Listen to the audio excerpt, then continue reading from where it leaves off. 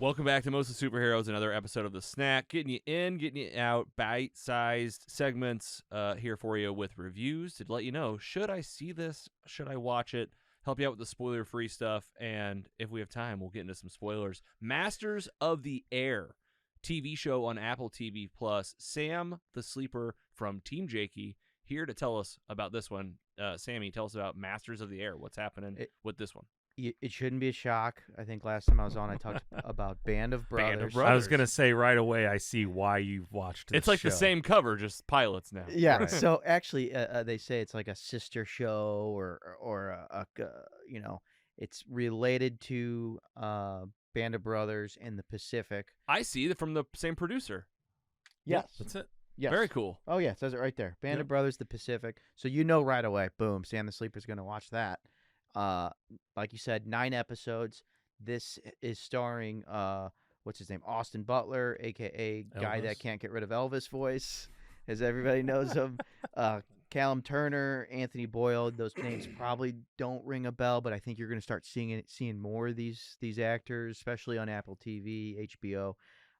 It follows the 8th Air Force of the 100th Bomb Group. These guys fly B-17 bombers in World War II. So it's a World War II movie, just like Band of Brothers, just like the Pacific. TV show.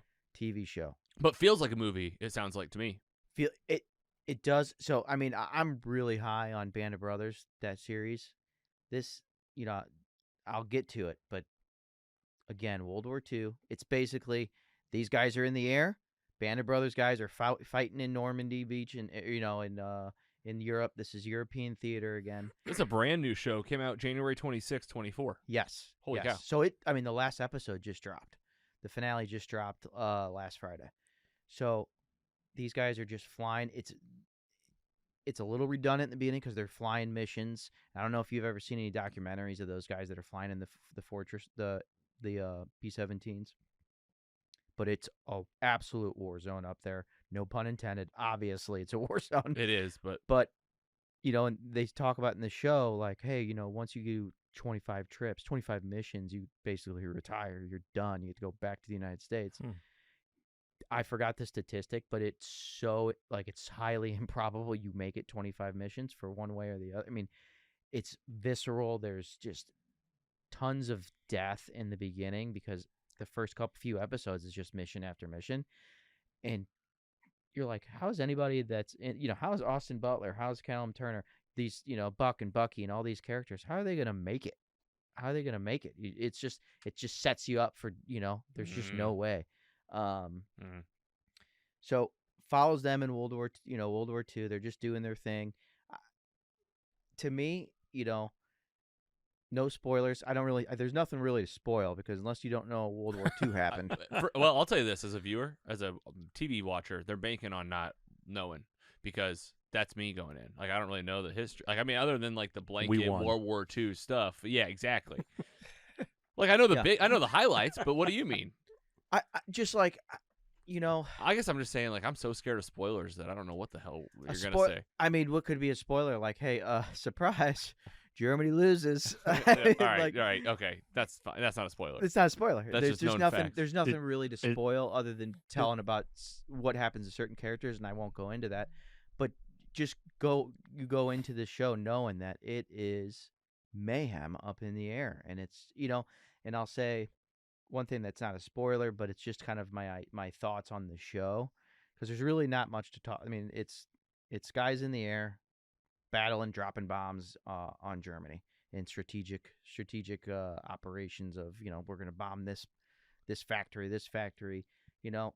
It's a little redundant, but I will say I think the first few episodes they're like, hey, we can't just write a whole show on guys going in the air, fighting, and then landing, and going in the air, fighting, and landing.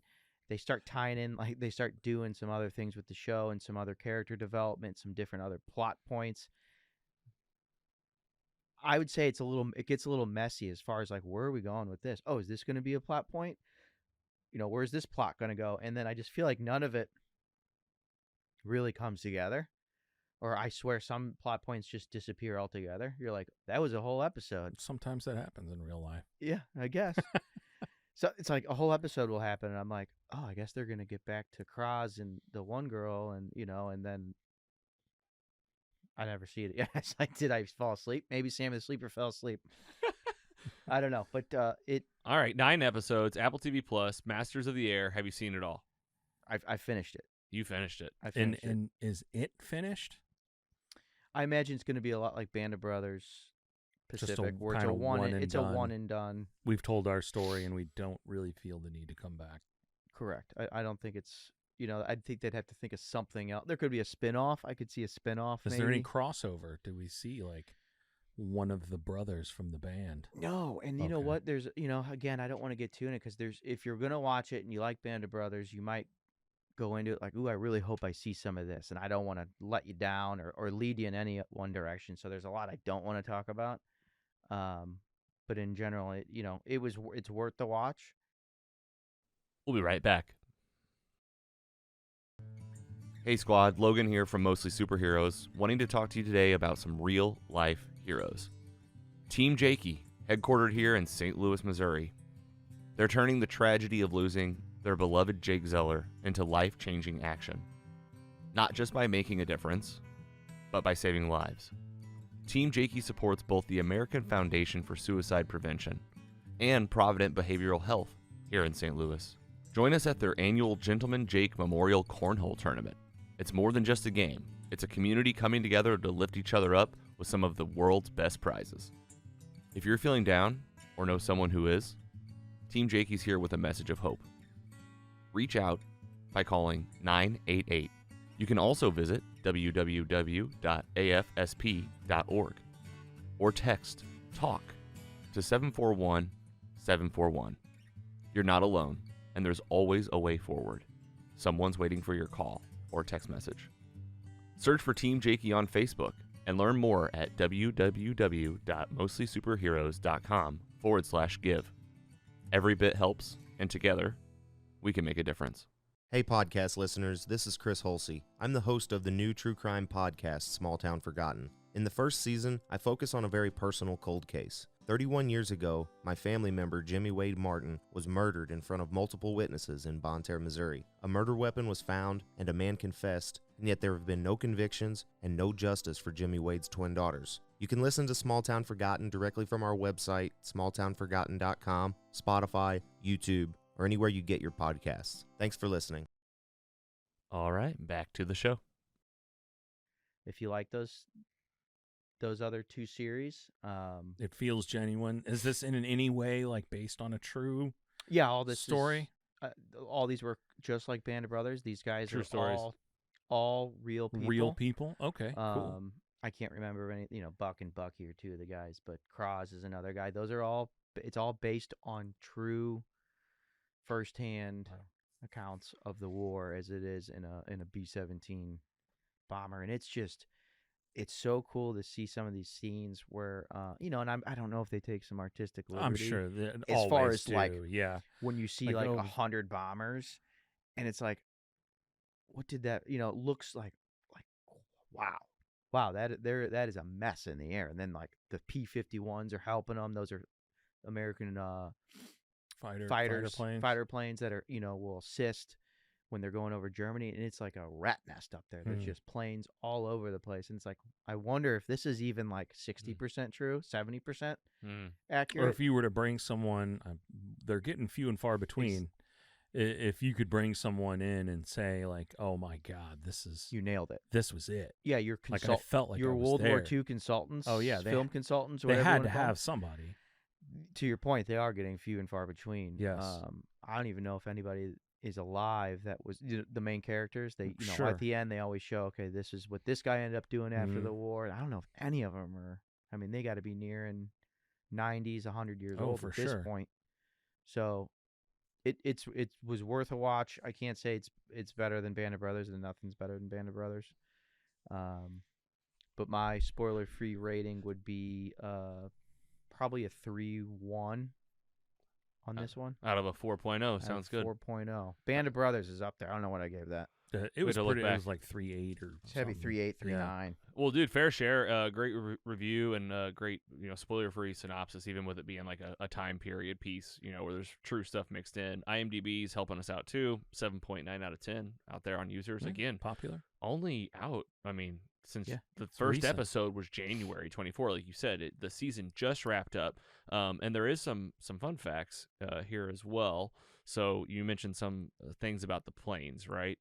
So I was looking on here. There's like a did you know type thing. Here we go.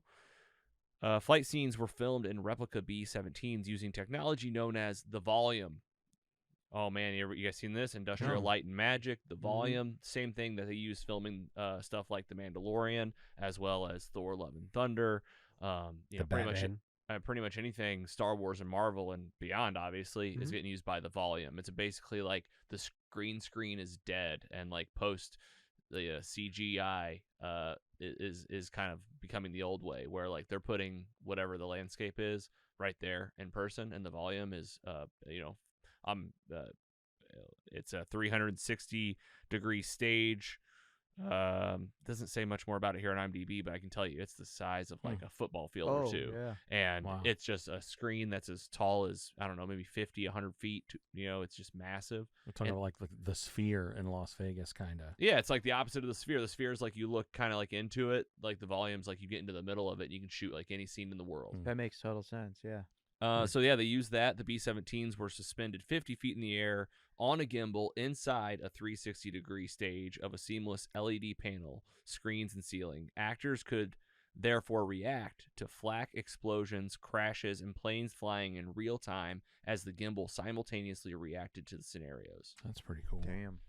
Damn. Sometimes the cast filming in the replica B-17s were left in the cockpit for up to 7 hours, as it was so difficult to get the actors in and out of the suspended cockpit in the volume. Yeah, come on. That's- 7 hours. That's Hey, that's a we're- long time. I sit at my diapers? desk for longer than that. That's a long time in a cockpit. How about this one? The 100th bomb group became known as the Bloody 100th due to the heavy volume of losses it incurred in combat missions and minute percentage of survival. So this is We probably adding might up as to well what you call saw. them kamikazes at that point. Yeah. I mean, 'cause in you- this show, it's like suicide missions. Yeah. They would go out with, their squad or whatever you want to call it, their group, their smaller group. They might go out with like 18 B-17s, 18 planes to hold. You got a bombardier, you got a navigator, you got all kinds of 2 pilots. Mhm. So and three couple of guys, to 3 run gunners. cover. Yeah. And they'd go out with 18 planes, and each episode, you'd have the guys in the tower on the landing strip as the planes are coming in, and they're just counting them 1, 2, 3, and then one episode, they're like 1. Nobody's making it back from these missions. It's incredible. Masters of the Air, Apple TV Plus, same makers of Band of Brothers and The Pacific. Band of Brothers was an HBO classic, so Apple TV stepped up and worked with this producer. And Yeah, and I think you're gonna start seeing these actors, because other than Austin Butler, I was going to say Austin Butler's starting to get around. He's now. popping around, but Dune too. the other 2 guys in this, I think you're gonna see. I've already seen the one. What was his name? Callum Turner? No, Anthony Boyle. I was going to say I've heard that. He's one I just saw in another Anthony show. Boyle. Yeah, you got Callum Turner, Anthony Boyle, Austin Butler, Daral Cowley, Matt Gavin, Jonas Moore, and a whole bunch of more people. So seeing these actors around, high quality stuff coming at Yeah. Apple TV Plus. Not surprised. And if you're a World War II buff, this is a must see.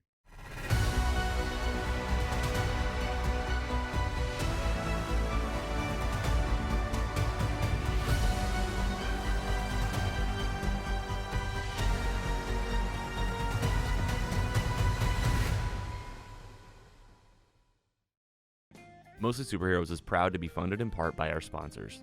Mostly Superheroes is funded in part by paying patrons who receive early, ad-free, and exclusive episodes.